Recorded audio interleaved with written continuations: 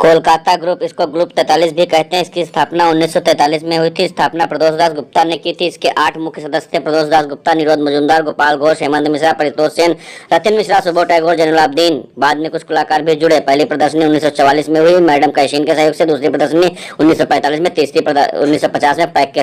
प्रदोष दास गुप्ता का जन्म कब व कहाँ हुआ था? तो 1912 में इनका जन्म ढाका, जो कि अभी बांग्लादेश में है, पूर्वी बंगाल में हुआ था। प्रदोष दास गुप्ता प्रमुख रूप से किस लिए प्रसिद्ध है? तो ये संगत रास के लिए जाने जाते हैं। प्रदोष दास गुप्ता मूर्तिकारी के अलावा और क्या करते थे? तो ये चित्रकारी भी करते थे, लेकिन मुख्य रूप से मूर्तिकार के रूप में जाने जाते हैं। मूर्तिकार प्रदोष दास गुप्ता किस वर्ष आधुनिक कला दीर्घा नई दिल्ली के क्यूरेटर अध्यक्ष पद पर नियुक्त हुए थे? तो 1957 में। पश्चिम बंगाल सरकार ने कब प्रदोष दास को अवनींद्रनाथ टैगोर पुरस्कार से सम्मानित किया था? तो वर्ष 1982 में। प्रदोष दास गुप्ता ने चित्रकला की शिक्षा कहाँ से प्राप्त की थी? कोलकाता आर्ट्स कॉलेज से इन्होंने चित्रकला की शिक्षा प्राप्त की थी। प्रसिद्ध संगत रास प्रदोष दास गुप्ता राष्ट्रीय ललित कला अकादमी नई दिल्ली के सदस्य फेलो कब बने थे? तो वर्ष 1982 में। Government college of arts and craft Chennai से आपने किसका प्रशिक्षण प्राप्त किया था? तो इन्होंने मूर्तिकला का प्रशिक्षण government college of arts and craft Chennai से प्राप्त किया था। प्रदोष दास गुप्ता ने वर्ष 1940 में अपना स्टूडियो कहाँ स्थापित किया था? कोलकाता में इन्होंने अपना स्टूडियो स्थापित किया था 1940 में। ग्रुप 43 के संस्थापक कौन थे? तो ग्रुप 43 के संस्थापक प्रदोष दास गुप्ता है। प्रदोष दास गुप्ता ने कलकत्ता ग्रुप 43 कलाकार समूह की स्थापना कहाँ की थी? ये कोलकाता में। प्रदोष दास गुप्ता ने कब से कब तक आधुनिक कला दीर्घा नई दिल्ली के क्यूरेटर अध्यक्ष पद पर रहकर अपनी सेवाएं दी? तो ये 1957 से लेकर 1970 तक इन्होंने क्यूरेटर के रूप में, अध्यक्ष के रूप में अपनी सेवाएं दी। प्रदोष दास गुप्ता ने मद्रास आर्ट्स कॉलेज में मूर्तिकला का डिप्लोमा 1934 से 37 किसके सानिध्य में रहकर पूरा किया था? तो देवी प्रसाद राय चौधरी, जो कि एक मूर्तिकार के रूप में ये भी जाने जाते हैं। इनसे इन्होंने इनके सानिध्य में रहकर शिक्षा प्राप्त की। प्रदोष दास गुप्ता को royal society of arts London का फेलो कब चुना गया था? तो वर्ष 1955 में। प्रदोष दास गुप्ता की पत्नी का नाम क्या था? तो कमला दास गुप्ता इनकी पत्नी का नाम था। प्रदोष दास गुप्ता ने मूर्तिकारी के लिए प्रमुख रूप से किस तकनीक का प्रयोग किया? तो इन्होंने कांस्य ढलाई का प्रयोग किया था। कांस्य में अधिकतर इनकी मूर्तियों को हम देखेंगे तो कांस्य में बनाई हुई मिलती है। कांस्य ढलाई मूर्तिकला तकनीक को और किस नाम से जाना जाता है? तो इसे लॉस्ट वैक्स प्रोसेस के नाम से भी जाना जाता है, श्री प्रदू के नाम से भी जाना जाता है, लाक्षण लोक पद्धति भी जाना जाता है, मोम कास्टिंग पद्धति भी इसे कहा जाता है। प्रदोष दास गुप्ता के मूर्ति शिल्पों की पहली एकल प्रदर्शनी कब कहाँ आयोजित की गई? 1945 में कोलकाता में। प्रदोष दास गुप्ता को कला के किस क्षेत्र में प्रसिद्धि मिली? तो ये मूर्तिकला के लिए जाने जाते हैं। कोलकाता में किसके सानिध्य में रहकर मूर्तिकारी सीखी? हिरण्यमय राय चौधरी। प्रदोष दास गुप्ता किस पश्चिमी मूर्तिकार की कला से प्रभावित थे? हेनरी मूर। याद रखिए, बहुत इंपॉर्टेंट है, ये हेनरी मूर की कला से प्रभावित थे। प्रदोष दास गुप्ता ने प्रसिद्ध मूर्तिशिल्प श्रृंखला एग सीरीज अंडा श्रृंखला किस माध्यम में निर्मित की? कांस्य धातु या ब्रॉन्ज मेटल में। कांस्य धातु में इन्होंने एक सीरीज बनाया, जो कि बहुत ही फेमस मूर्तिशिल्प है। मूर्तिकार प्रदोष दास गुप्ता की पत्नी कमला दास गुप्ता किस कलाकार समूह की सदस्य थी? तो ग्रुप 43, जो कि कोलकाता से संबंधित है, उसकी सदस्य थी। प्रसिद्ध संगत रास प्रदोष दास गुप्ता का निधन कब हो गया? वर्ष 1991 में इनका निधन हो जाता है। प्रमुख मूर्तिशिल्प श्रृंखला एग सीरीज या अंडा श्रृंखला इन्होंने ब्रॉन्ज मतलब कांस्य में बनाया है इन्होंने। ये बहुत ही फेमस है, अक्सर एग्जाम में पूछा जाता है। इनकी प्रमुख मूर्तिशिल्प कौन कौन सी? वुमेन विथ बास्केट, ये भी ब्रॉन्ज मतलब कांस्य में बनाया गया है। फॉलन वुमेन, ये भी ब्रॉन्ज कांस्य में बना है। सन वॉरशिपर, ये भी ब्रॉन्ज में बना है। हॉलवेस ब्रॉन्ज में बना है। थ्री ग्रेसेस ब्रॉन्ज में बना है। ब्रॉन्ज का मतलब ये इंग्लिश वर्ड है, इसका मतलब है कांस्य में बनाई गई। ब्राइड ब्रॉन्ज में बना है। एक ब्राइड ब्रॉन्ज में बना है, ये राष्ट्रीय आधुनिक कला दीर्घा नई दिल्ली में सुरक्षित है। एक ब्राइड बहुत ही फेमस है। एक फैमिली ब्रॉन्ज में बना है। एक डांस ब्रॉन्ज में ये भी बनाया गया है। रिमोर्स ऑफ एन एग, ये मार्बल में बना है। इन बॉन्डेज ब्रॉन्ज में बना है, राष्ट्रीय आधुनिक कला दीर्घा नई दिल्ली में सुरक्षित है। ट्विस्टेड फॉर्म ब्रॉन्ज में बना है। ब्रोकन आइडल, ये भी ब्रॉन्ज में। Mother and child recycling bronze में बना है। क्वीन रिसाइकलिंग, ये भी ब्रॉन्ज में 1990 में बनाया गया। हेड एंड टोर्सो, ये भी ब्रॉन्ज में बना है। गोपाल घोष का जन्म कब और कहाँ हुआ था? 1913 ईस्वी में इनका जन्म कोलकाता पश्चिम बंगाल में इनका जन्म हुआ। कलाकार गोपाल घोष का संबंध किस कलाकार समूह से है? तो ये कलकत्ता ग्रुप 43 से इनका संबंध है। 1943 में इसकी स्थापना हुई थी प्रदोष दास गुप्ता के द्वारा। तो ये गोपाल घोष जो है ये कलकत्ता ग्रुप के कलाकार है। कलकत्ता ग्रुप जिसे 43 के नाम से भी जाना जाता है। बोहेमियन कलाकार कौन था? तो गोपाल घोष को जाना जाता है, इन्हें बोहेमियन कलाकार भी कहा जाता है। गोपाल घोष ने वर्ष 1935 में चित्रकला का डिप्लोमा कहाँ से प्राप्त किया था? तो जयपुर आर्ट्स कॉलेज से इन्होंने चित्रकला का डिप्लोमा प्राप्त किया। जयपुर आर्ट्स कॉलेज में गोपाल घोष ने चित्रकला की शिक्षा किससे प्राप्त की थी? तो शैलेंद्र नाथ डे से इन्होंने कला की शिक्षा प्राप्त की थी। भारत में आधुनिक लैंडस्केप पेंटिंग के जन्मदाता कौन माने जाते हैं? गोपाल घोष। आधुनिक लैंडस्केप पेंटिंग के जन्मदाता माने जाते हैं Gopal Ghosh. Gopal Ghosh Indian society of oriental art Kolkata में कब से कब तक शिक्षक रहे? ये 1940 से लेकर 1945 तक के शिक्षक रहे। गोपाल घोष कलकत्ता ग्रुप 43 के सदस्य कब बने थे? तो 1943 में। गोपाल घोष ने चित्रकला की शिक्षा किससे प्राप्त की थी? शैलेंद्र नाथ डे से। गोपाल घोष को किस कलाकार के रूप में ख्याति प्राप्त थी? तो ये दृश्य चित्रण के लिए जाने जाते थे। लैंडस्केपिस्ट आर्टिस्ट के रूप में ये प्रसिद्ध थे, लैंडस्केप बनाने के लिए जाने जाते थे। आधुनिक दृश्य चित्रकार गोपाल घोष का निधन कब हो गया था? तो वर्ष 1980 में इनका निधन हो गया। इनके कुछ प्रमुख चित्र हैं: चांदनी रात, जिसे इंग्लिश में मूनलाइट कहते हैं। ए विलेज नियर मसूरी, ये टेम्पर तकनीक में बनाया गया है। राष्ट्रीय आधुनिक कला दीर्घा नई दिल्ली में सुरक्षित है। डॉन, ये टेम्पर तकनीक में बना है। राष्ट्रीय आधुनिक कला दीर्घा नई दिल्ली में सुरक्षित है। निरोध मजूमदार का जन्म कब और कहाँ हुआ था? 1916 ईस्वी में इनका जन्म कोलकाता पश्चिम बंगाल में इनका जन्म हुआ। निरोध मजूमदार का संबंध किस कलाकार समूह से था? तो कलकत्ता ग्रुप, इसे ग्रुप 43 के नाम से भी जाना जाता था, क्योंकि 1943 में इसकी स्थापना प्रदोष दास गुप्ता के द्वारा किया गया था।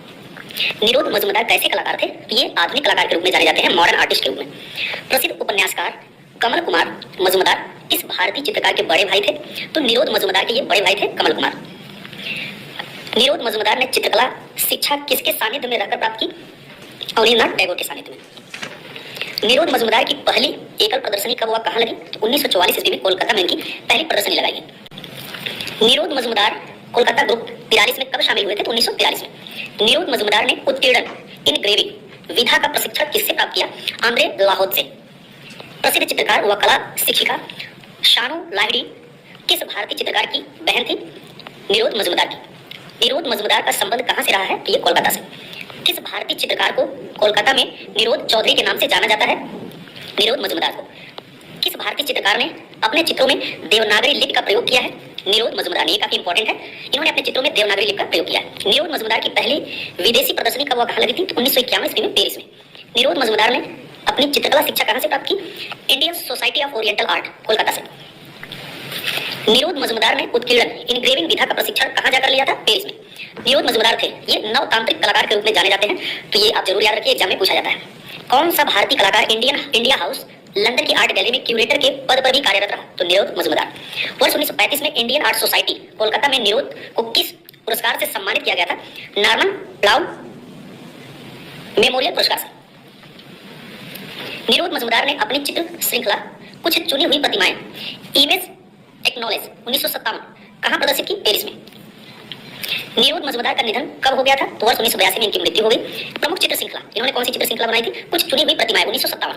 इनके कुछ प्रमुख चित्र हैं, स्वर्ग हेवन जिसे कहते हैं, नेता का घाट कैनवास पर तैल रंग में बना 1957 में। राष्ट्रीय आधुनिक कला दीर्घा नई दिल्ली में सुरक्षित है। पूर्णिमा जो कि कैनवास पर तैल रंग से बना 1972 में।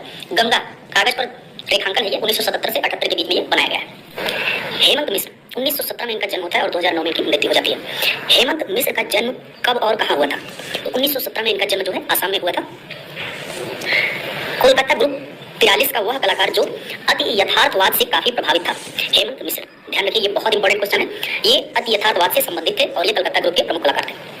हेमंत मिश्र प्रमुख रूप से किस लिए जाने जाते हैं? एक चित्रकार के रूप में जाने जाते हैं। वह कलाकार जो भारतीय कला में अति यथार्थवाद लाने में अग्रणी रहा। हेमंत मिश्र भारत में अति यथार्थ लाने वाले ये पहले थे।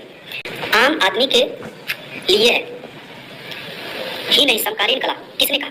आम आदमी के लिए है ही नहीं समकालीन कला, ये किसने कहा है? ये हेमंत मिश्र ने कहा है, आम आदमी के लिए है ही नहीं समकालीन कला। भारतीय कला में अति यथार्थवाद लाने का श्रेय किसे जाता है? हेमंत मिश्र। ये काफी इंपॉर्टेंट है।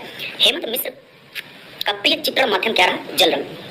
हेमंत मिश्र किस कलाकार समूह से संबंधित थे? कोलकाता ग्रुप 43 से।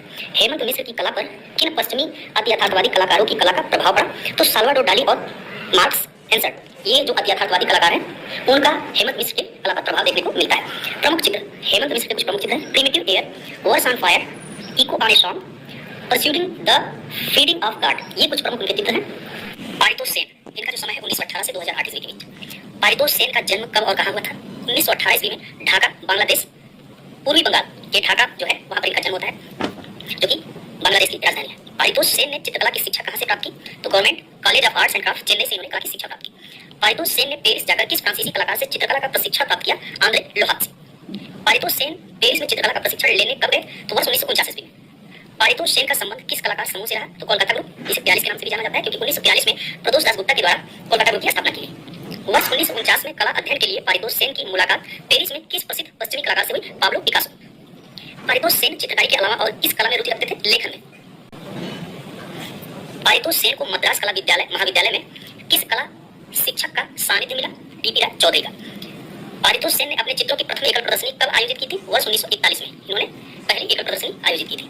पारितोष सेन के विभिन्न चित्रों पर किस पश्चिमी कलाकार की कला का प्रभाव परिलक्षित होता है, दिखाई देता है? तो पाल गोंगप जो है उनकी कला का प्रभाव दिखाई देता है। पारितोष सेन को ललित कला रत्न सम्मान से कब सम्मानित किया गया था? वर्ष 2004 में। जिंदा बहार किस भारतीय चित्रकार की आत्मकथा है? पारितोष सेन, ये काफी इंपॉर्टेंट है। जिंदा बहार इनकी आत्मकथा है। पारितोष सेन की पहली प्रदर्शनी कब और कहाँ आयोजित की गई थी? 1935 में कोलकाता में। पारितोष सेन के कुछ प्रमुख चित्र हैं। उनके प्रमुख चित्र गोरिल्ला बहुत ही फेमस है, पेपर पर चारकोल से बनाया गया है। Homage to Van Gogh canvas पर एक्रेलिक से बनाया गया है। पुत्र की मृत्यु पर विलाप करता Ravana mourning the death of his son. काली जैकेट में आत्मचित्र, ये कैनवास पर एक्रेलिक से 2005 में बनाया गया। आफ्टर द साइक्लोन कैनवास पर एक्रेलिक से बना है। संगीतज्ञ, ये कैनवास पर एक्रेलिक से 2005 में बनाया गया। सरोद वादक, शरणार्थी रिफ्यूजी, होली, वुमेन ईटिंग भुट्टा, द बाबू 1956 में बनाया गया। नारियल बेचने वाला 1996 में बनाया गया। द सारंगी प्लेयर कैनवास पर तैलंग से बनाया गया। मैन विथ हुक्का बहुत ही फेमस है, बोर्ड पर तैलंग से बना है। थ्रू द लेंस मेलो 2001 में बनाया गया। Women selling corn, women cutting a fish, mother and child, Malwa की महिलाएं, संथाल नृत्य, ये सभी। रथिन मित्रा का जो समय है 1926 से लेकर 2019 ईस्वी के बीच। रथिन मित्रा का जन्म कब और कहाँ हुआ था? तो 1926 में इनका जो जन्म है हावड़ा पश्चिम बंगाल में इनका जन्म होता है। रथिन मित्रा ने कहाँ शिक्षक पद पर रहकर अपनी सेवाएं दी? तो दून स्कूल देहरादून जो कि उत्तराखंड में पड़ता है, तो वहां पर इन्होंने शिक्षक पद पर कार्य किया था। रथिन मित्रा ने चित्रकला का डिप्लोमा कहाँ से प्राप्त किया? कोलकाता आर्ट्स कॉलेज से इन्होंने चित्रकला में डिप्लोमा प्राप्त किया। रथिन मित्रा किस कलाकार समूह के अभिन्न अंग थे? तो ये कलकत्ता ग्रुप, जिसे 43 के नाम से भी जाना जाता है, 1943 में इसकी स्थापना प्रदोष दास गुप्ता के द्वारा किया गया था। उससे ये जुड़े हुए थे और उसके एक कलाकार के रूप में उस ग्रुप से जुड़े थे। कोलकाता ग्रुप 43 कलाकार समूह का श्रेष्ठ रेखा चित्रकार किसे कहा जाता है? तो रथिन मित्रा जो है एक रेखा चित्रकार के रूप में जाने जाते हैं। रथिन मित्रा का संबंध कहां से रहा है? कोलकाता से इनका संबंध है। कोलकाता ग्रुप 43 का कौन सा कलाकार दून आर्ट सोसाइटी देहरादून का सदस्य रहा? तो रथिन मित्रा। रथिन मित्रा ने किस प्रसिद्ध चित्र श्रृंखला का सृजन कैनवास पर स्याही माध्यम से किया था? कोलकाता की विरासत चित्र श्रृंखला बहुत ही फेमस है, आप इसको याद रखिए। इनके प्रमुख चित्र श्रृंखला कौन कौन सी है? कोलकाता की विरासत चित्र श्रृंखला, ये कागज पर पेन व स्याही से।